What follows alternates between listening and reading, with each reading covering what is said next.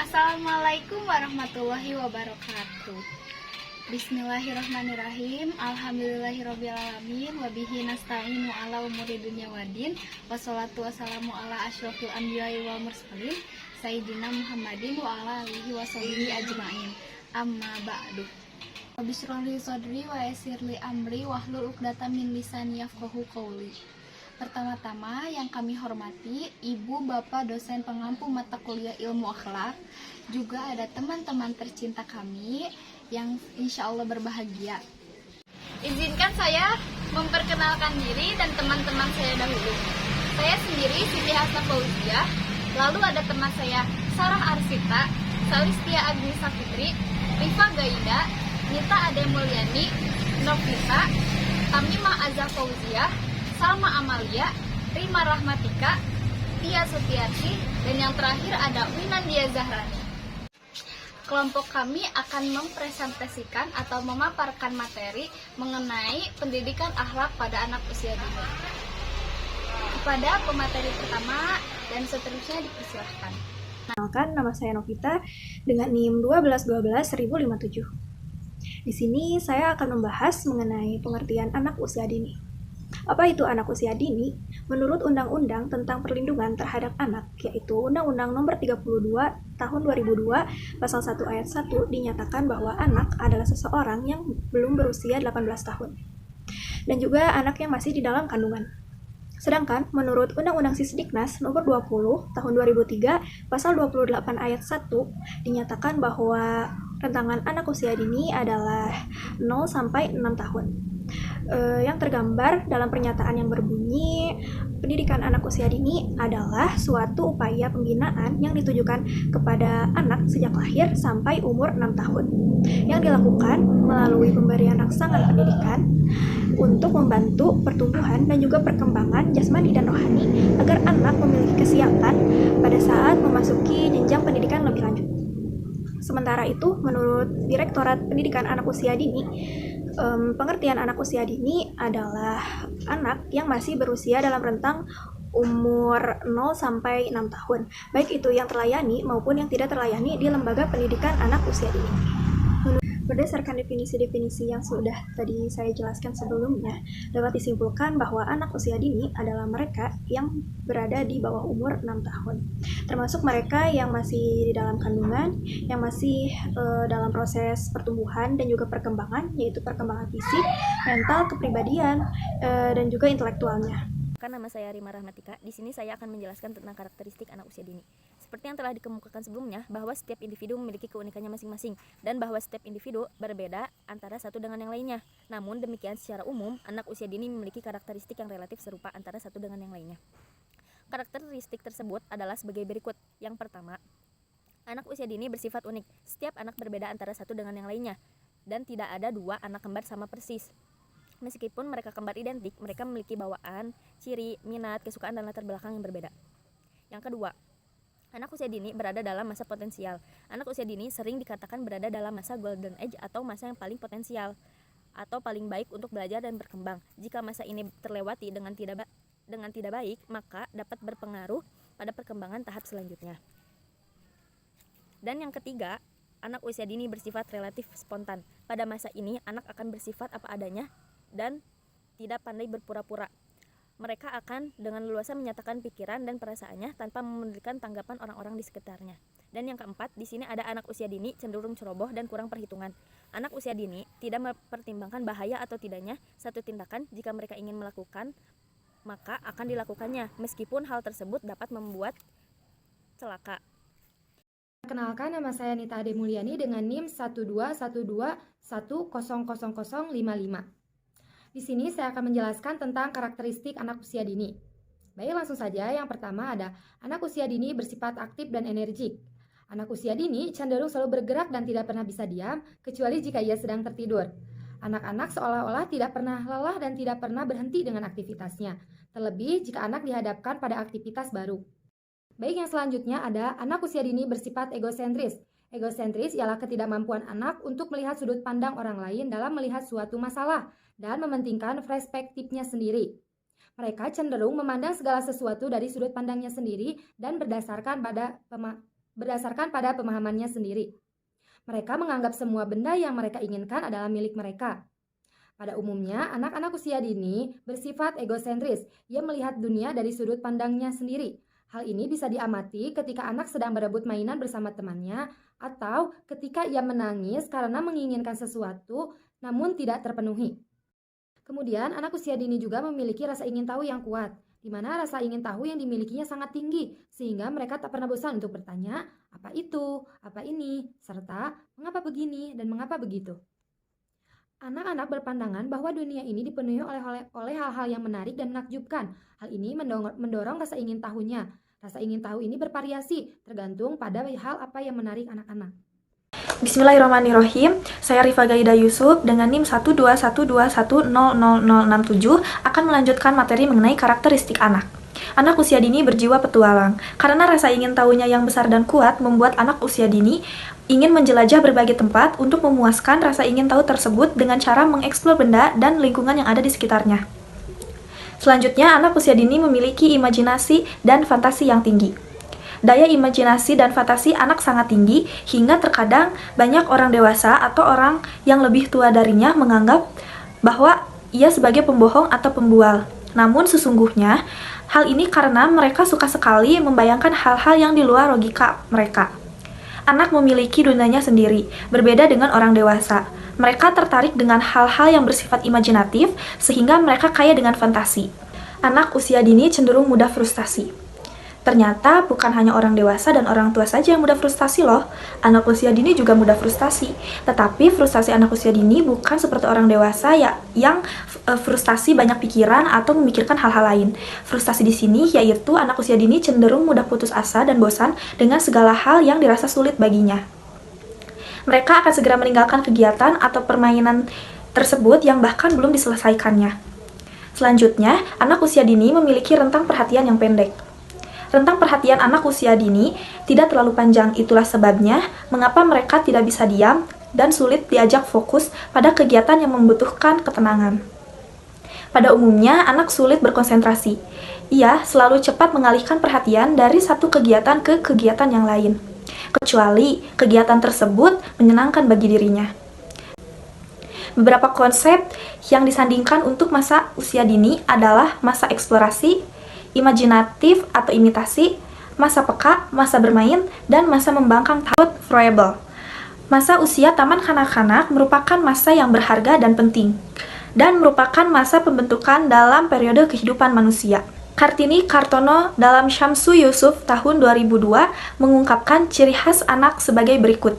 Yang pertama, bersifat egosentris naif. Seorang anak yang bersifat egosentris naif memandang dunia luar dari pandangannya sendiri, sesuai pengetahuan dan pemahamannya sendiri, dibatasi oleh pemahaman dan pengetahuan yang masih sempit. Sikap egosentris ini bisa saja naik, dan naiknya sikap egosentris ini bersifat temporer atau sementara dan senantiasa dialami oleh setiap anak yang sedang dalam proses perkembangan. Yang kedua, relasi sosial yang primitif. Relasi sosial yang primitif merupakan akibat dari egosentris naif yang tadi. Ciri ini ditandai oleh kehidupan anak yang belum dapat memisahkan antara keadaan dirinya dengan keadaan lingkungan sosial yang ada di sekitarnya. Yang ketiga, kesatuan jasmani dan rohani yang hampir tidak dapat terpisahkan. Dan yang terakhir, sikap hidup yang fisiognomis. Anak bersikap fisiognomis terhadap dunianya, yang artinya secara langsung, anak memberikan atribut atau sifat lahiriah atau sifat konkret nyata terhadap apa yang dihayatinya. Anak usia prasekolah merupakan fase perkembangan individu sekitar 2-6 tahun. Ketika anak mulai memiliki kesadaran atas dirinya sebagai pria atau wanita, dapat mengatur diri dalam buang air atau yang disebut juga dengan toilet training, dan mengenal beberapa hal yang dianggap mencelakakan dirinya. Saya Sarah Arsita dengan NIM 1212076. Di sini saya akan menjelaskan tentang pertumbuhan anak usia dini. Pertumbuhan anak usia dini adalah pertumbuhan yang berkaitan dengan perubahan kuantitatif, yaitu peningkatan ukuran dan struktur. Tidak saja anak itu menjadi lebih besar secara fisik, tetapi ukuran dan struktur organ dalam otaknya meningkat. Akibat adanya pertumbuhan otak, anak mempunyai kemampuan yang lebih besar untuk belajar, mengingat, dan berpikir. Anak tumbuh baik secara mental maupun fisik.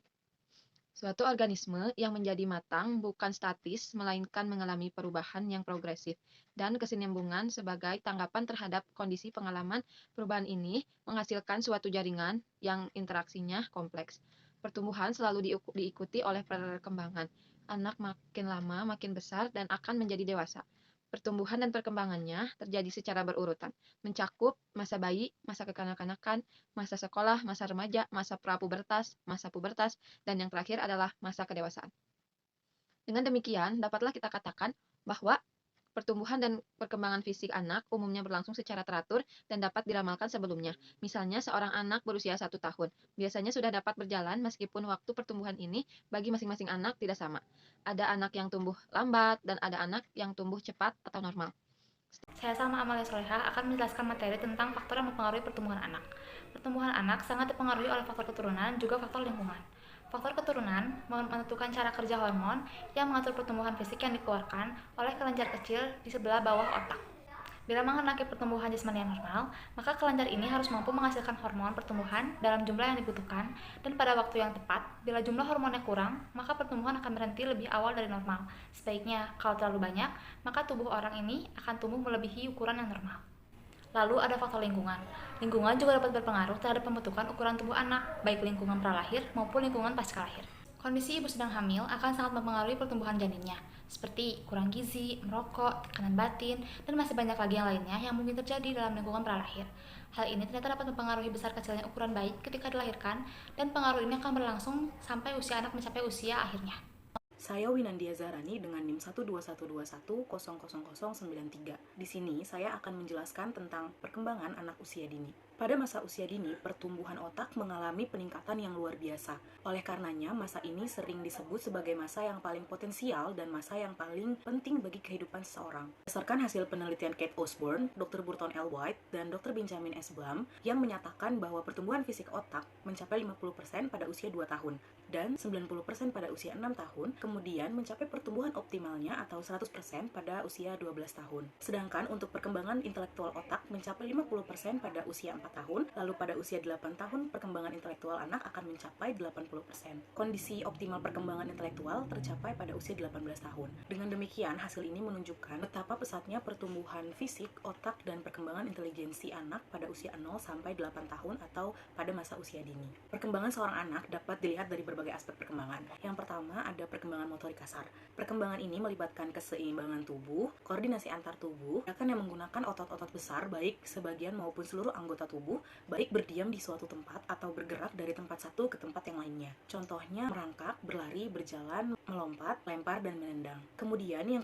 kedua ada perkembangan motorik halus. Perkembangan motorik halus merupakan kemampuan secara fisik yang melibatkan otot kecil dan koordinasi antara mata dan tangan. Perkembangan ini terutama meliputi berbagai gerakan dan kekuatan jari. Contohnya seperti mengambil benda, memegang pensil atau alat tulis, dan membuat prakarya. Kemudian yang ketiga ada perkembangan kognitif. Kognitif sendiri di sini adalah sebuah proses yang terjadi secara internal di dalam pusat susunan syaraf pada waktu manusia sedang berpikir. Kemampuan kognitif seringkali disebut sebagai intelijensi atau kemampuan intelektual yang meliputi kemampuan yang menggunakan otak atau pikiran dan logika. Yang keempat ada perkembangan bahasa. Perkembangan bahasa adalah kemampuan anak dalam berkomunikasi dengan orang di sekitarnya. Perkembangan ini meliputi kemampuan anak dalam menyampaikan ide, gagasan, dan pikirannya, kemudian dapat menerima, menangkap, mencerna suara yang didengarnya dengan menuangkannya dalam bentuk yang lebih nyata seperti tulisan atau suara. Perkembangan bahasa ini meliputi kemampuan represif atau mendengarkan dan kemampuan ekspresif atau berbicara, membaca, dan menulis. Yang kelima ada perkembangan sosial emosional. Perkembangan ini meliputi kemampuan seseorang dalam mengendalikan dan mengelola emosi dalam dirinya, serta kemampuan untuk beradaptasi dan membaur dalam kehidupan masyarakat di sekitar tempat hidupnya. Perubahan dan stabilitas dalam emosi, kepribadian, dan hubungan sosial akan membentuk perkembangan sosial emosional yang bisa disebut sebagai psikososial. Kemudian yang terakhir ada perkembangan moral dan nilai agama. Perkembangan moral dan nilai agama meliputi kemampuan anak dalam melihat dan memilih hal-hal yang baik atau buruk, benar atau salah, dan menilai kebenaran serta cinta pada Tuhan melalui semua ciptaannya. Pendidikan adalah suatu usaha sadar melalui bimbingan, pengarahan, atau latihan untuk membantu peserta didik dalam mencapai kepribadian tinggi, serta melaksanakan kewajibannya terhadap negara dan agama. Akhlak adalah sikap yang melekat kepada diri seseorang dan secara spontan diwujudkan dalam perilaku atau perbuatan. Jika tindakan spontan itu baik menurut agama, maka tindakan itu disebut dengan akhlak mahmudah. Tetapi sebaliknya, jika akhlak yang spontan itu buruk, maka disebut dengan akhlak mazmumah. Pendidikan akhlak adalah suatu usaha menanamkan dasar-dasar moral dan keutamaan perangai, tabiat yang harus dimiliki dan dijadikan kebiasaan, dengan harapan anak didik memiliki pengertian tentang baik buruknya suatu perbuatan, mampu mengamalkan ajaran Islam, dan memiliki keyakinan yang teguh, juga berakhlak mulia, agar dapat menjadi manusia yang utama atau insanul kamil. Usaha tersebut dilakukan secara bertahap sesuai dengan perkembangan anak didik. Al-Quran telah memberikan gambaran yang jelas mengenai pendidikan akhlak pada anak yang terdapat dalam Quran Surat Luqman. Yang pertama adalah akhlak kepada Allah. Dalam Quran Surat Luqman ayat 13 mengisyaratkan tentang bagaimana seharusnya orang tua mendidik anaknya untuk mengesahkan Tuhannya dan memegang tauhid untuk tidak menyekutukan Tuhannya. Yang kedua adalah akhlak terhadap orang tua. Dalam Quran Surat Luqman ayat 14 mengisyaratkan bahwa Islam mendidik anak-anak untuk selalu berbuat baik kepada orang tua, sebagai rasa terima kasih atas perhatian, kasih sayang, dan semua yang telah mereka lakukan. Imam Al-Ghazali menegaskan bahwa seorang anak haruslah dididik untuk selalu taat kepada kedua orang tuanya, kepada gurunya, dan kepada orang yang bertanggung jawab terhadap pendidikannya. Yang ketiga adalah akhlak kepada orang lain.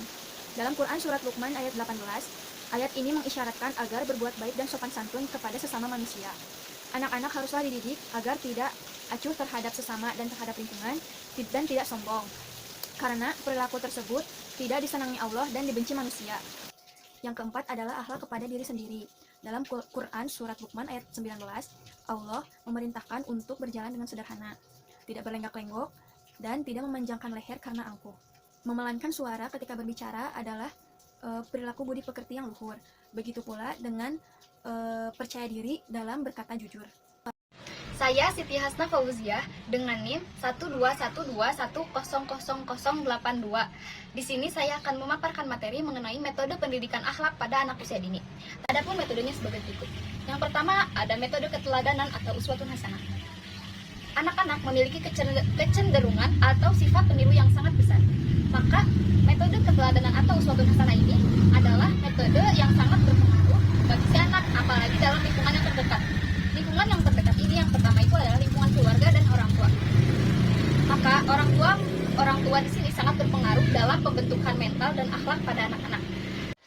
Selanjutnya yaitu lingkungan pendidikan. Metode keteladanan dalam pendidikan adalah metode yang meyakinkan keberhasilan atas pendidikan dalam sifat moral, spiritual, dan sosial.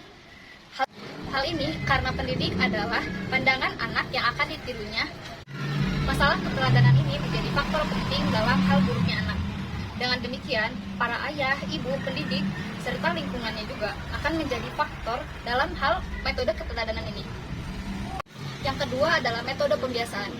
Sejak kecil, anak harus dididik atau diajarkan untuk melakukan kegiatan-kegiatan yang baik atau dilatih dalam hal kebaikan. Misalkan seperti diajari sopan santun. Kalau misalkan melewat di depan orang tua yang lebih besar itu diajarkan untuk bilang punten atau permisi, seperti itu. Maka mendidik, membimbing, melatihnya secara perlahan adalah hal yang wajib untuk diterapkan supaya dapat melatih akhlak yang kokoh yang tidak bisa dipungkiri lagi. Maka metode pembiasaan ini memerlukan atau membutuhkan adanya proses untuk dapat diraih. Tapi dengan jalan terus diulang-ulang atau menjadikan itu kebiasaan sehari-hari yang dapat menjadikan itu hal yang baik. Jika mengambil metode Islam dalam mendidik kebiasaan, membentuk akidah dan budi pekerti, maka pada umumnya anak-anak akan memiliki akidah Islam yang kokoh serta akhlak yang luhur sesuai dengan ajaran Al-Quran.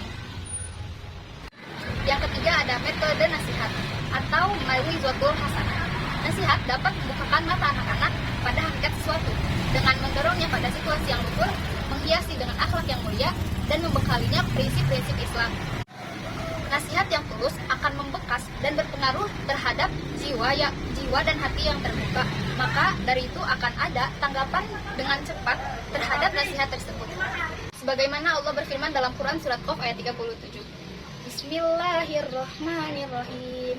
Inna fi dzalika ladzikra liman kana lahu qalbun aw alqasam aw huwa syahid.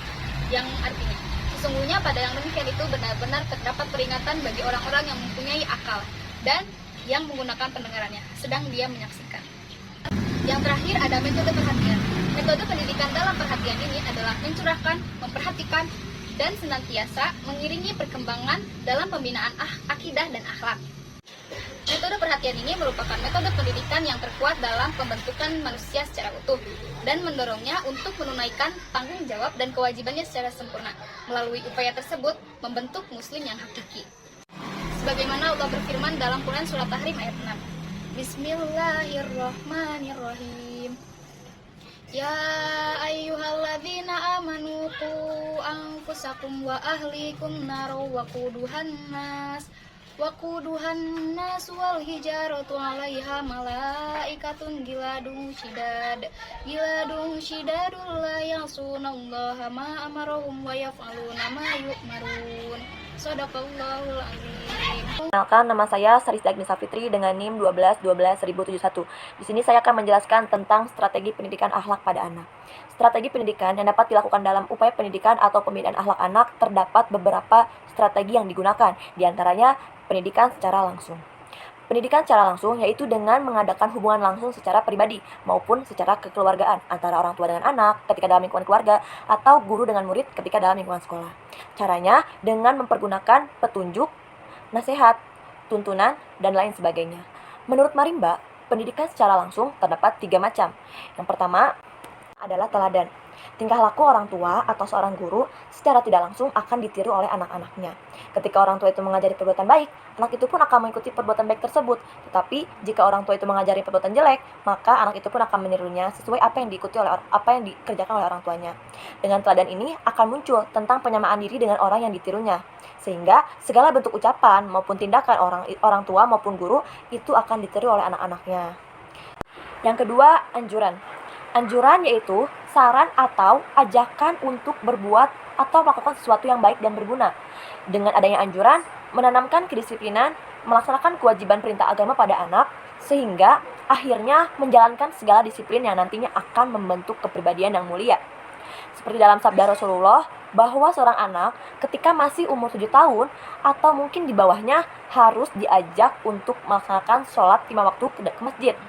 Anak-anak hendaklah diajak untuk mengerjakan sholat, sehingga nantinya terbentuk manusia yang senantiasa kontak dengan penciptanya. Imam Al-Ghazali menjelaskan bahwa seorang anak yang telah mencapai usia tamyiz, maka hendaklah tidak meninggalkan taharuh dan sholat. Juga mulai dibiasakan puasa beberapa hari di bulan Ramadan. Ketiga ada latihan. Tujuan dari latihan adalah untuk menguasai gerakan-gerakan atau menghafalkan ucapan-ucapan. Orang tua ataupun guru harus selalu mengajari atau melatih anak untuk bertutur kata yang sopan, ramah, lembut, dan santun. Karena seorang anak mengikuti ucapan yang dilatih oleh orang tua maupun oleh gurunya. Tingkah laku seorang anak tergantung kepada siapa yang mengajarinya. Kalau anak tersebut dilatih ucapannya atau perbuatan yang baik, maka anak juga akan menjadi baik. Begitupun sebaliknya. Dalam hal melakukan ibadah, kesempurnaan gerakan dan ucapan itu sangatlah penting. Misalnya, seperti melakukan ibadah sholat. Seorang anak harus dilatih gerakan-gerakannya, bacaan-bacaan sholatnya. Karena jika anak tidak dilatih dengan gerakan-gerakan atau bacaan-bacaan, maka anak tersebut tidak bisa melaksanakan sholat dengan baik dan sempurna. Selain itu juga dapat menanamkan sifat-sifat yang utama, misalnya kebersihan dan keteraturan. Jadi anak tidak selalu bergantung pada orang lain, maksudnya bisa melakukan sendiri, atau dilatih untuk mandiri dalam bahasa Jawa sering disebut prihatin. Tidak selalu bergantung kepada orang tuanya. Nah, dengan adanya latihan, diharapkan bisa tertanamkan dalam hati atau jiwa mereka. Bismillahirrahmanirrahim. Di sini saya akan menjelaskan tentang pendidikan akhlak pada anak secara tidak langsung. Pendidikan secara tidak langsung adalah strategi yang bersifat larangan, penegasan, ataupun penekanan. Yang pertama, strategi larangan. Larangan ini merupakan suatu keharusan untuk tidak melakukan perbuatan yang dapat merugikan diri sendiri ataupun orang lain. Larangan ini merupakan suatu perbuatan yang tidak pantas dilakukan seperti mencuri, berkelahi dengan teman, menghina sesama, atau yang lainnya. Perbuatan seperti ini harus dilarang sejak anak usia dini, agar ketika dewasa nanti, melakukan perbuatan yang dilarang oleh agama merupakan suatu pantangan bagi dirinya. Strategi ini bertujuan untuk membentuk kedisiplinan atau perbuatan baik bagi anak. Yang kedua, strategi hukuman. Hukuman ini merupakan suatu tindakan yang diberikan kepada anak yang secara sadar atau sengaja melakukan suatu kesalahan. Sehingga dengan adanya hukuman ini, anak muncul rasa penyesalan dan tidak mengulangi kesalahan untuk kedua kalinya. Yang ketiga ada hadiah. Pemberian hadiah kepada anak tidak selalu berupa materi ataupun barang, tetapi pemberian hadiah ini juga bisa berupa anggukan-anggukan dengan wajah yang berseri-seri, acungan jempol, dan lain sebagainya. Itu semua sudah termasuk hadiah dan mempunyai pengaruh besar kepada peserta didik, karena dengan adanya hadiah tersebut bisa menggembirakan hati anak, menambah rasa percaya diri, dan memperbaiki suasana hati anak, serta dapat menjadikan anak lebih semangat lagi dalam belajarnya. Yang keempat ada pengawasan. Strategi ini digunakan untuk menjaga agar tidak terjadi hal-hal yang tidak diinginkan. Karena manusia tidaklah sempurna, jadi kemungkinan besar selalu melakukan kesalahan-kesalahan, penyimpangan-penyimpangan selalu ada. Maka dari itu, sebelum kesalahan dan penyimpangan itu dilakukan lebih jauh, sebaiknya selalu ada usaha untuk diadakannya pengawasan. Apalagi anak zaman sekarang sudah pandai dalam memainkan gadget. Dalam hal ini orang tua harus bisa benar-benar mengawasi. Karena kalau tidak diawasi, nanti anak-anak bisa membuka situs-situs yang terlarang. Maka kesimpulannya yaitu penanaman pendidikan akhlak pada anak usia dini ini memiliki peranan yang sangat penting agar anak memiliki bekal hidup selanjutnya. Sekian dari kelompok kami, mohon maaf apabila banyak kekurangan dan kesalahan. Kurang lebihnya mohon dimaafkan. Unzur makola walatanzur mankola. Subhanakallahumma wa bihamdika asyhadu an la ilaha illa anta astaghfiruka wa atubu ilaik. Assalamualaikum warahmatullahi wabarakatuh.